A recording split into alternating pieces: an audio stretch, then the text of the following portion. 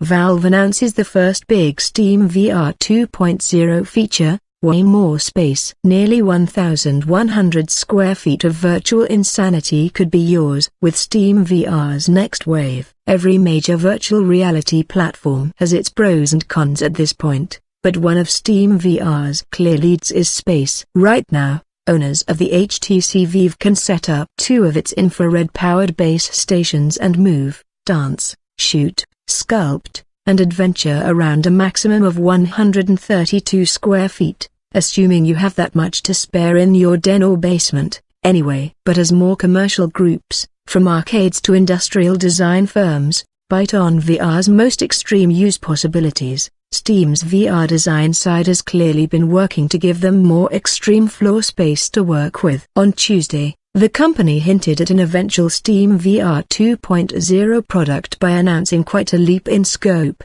nearly 10 times the square footage. The catch is that the entire SteamVR pipeline must be upgraded to take advantage of this jump, including new SteamVR tracking 2.0 inches base stations that will begin rolling out to developers at the start of 2018. Developers will need to test these tracking boxes with head-mounted displays, HMDs, that are compatible with the new trackers standard, dubbed TS4321, meaning, not the HTC Vive currently on store shelves.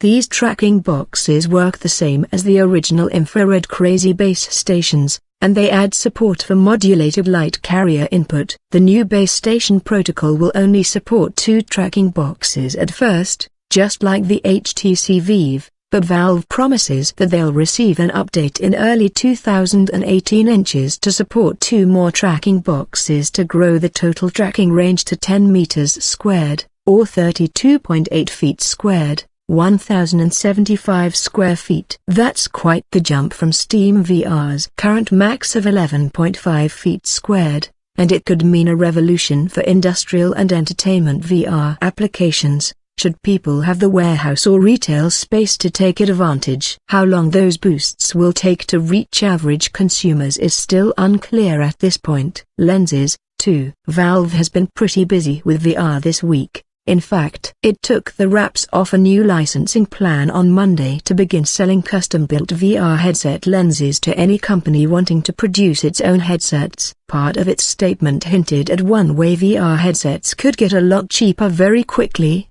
switching from OLED panels to LED ones. Valve is now publicly confident that LED panels have caught up to OLED technology in the ways that are crucial for VR performance and comfort, though clearly, they're more interested in letting other, more experienced companies produce those specialized parts. With the exception of its own custom-made lenses, Valve's end of the SteamVR chain remains associated largely with licensing its SteamVR tracking technologies to interested companies. Valve certainly wants more companies in the SteamVR space to bring costs down, not to mention reducing the dangers of linking too closely to one troubled company. It's not surprising to see Valve show up with VR news this week, considering Oculus has its own major conference taking place in San Jose, California this Wednesday and Thursday. Ars Technica will be on hand at Oculus Connect 4 to report on any developments Oculus, and likely Facebook, have in store to combat Valve's obvious push for the second SteamVR generation.